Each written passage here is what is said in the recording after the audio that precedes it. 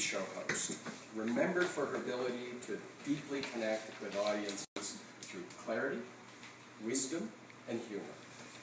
With a humble confidence, she draws on a wealth of real-life experiences to help you envision and achieve your best, and illustrates ideas in a way that is entertaining, inspiring, and informative. She thrives in unleashing the power of the authentic you, liberating your mind and opening your heart to the spirit of your success. Friends, Dena Churchill.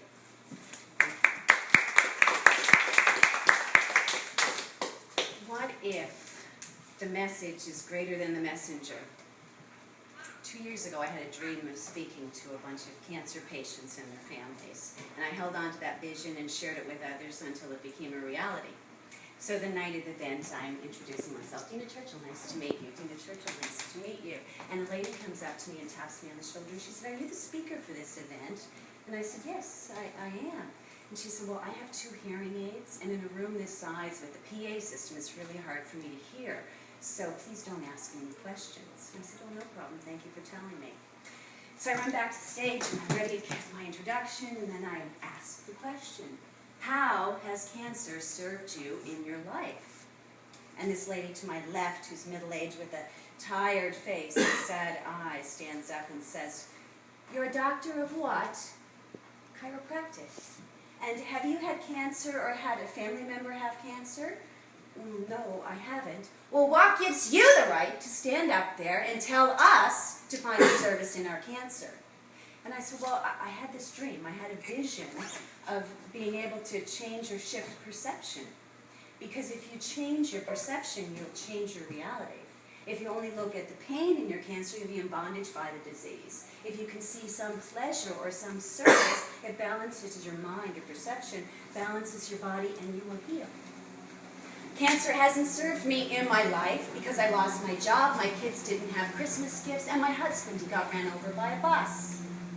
So I step back, speechless, and look over 100 cancer patients and their families to these blank faces, and at that point I can feel a little bead of perspiration trickling down my brow, and I remembered what an old Newfoundland friend said, "You're sweating like a hooker in church." But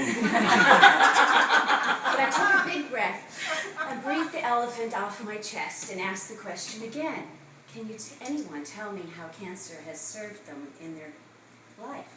And guess who stood up? The lady with the hearing aids.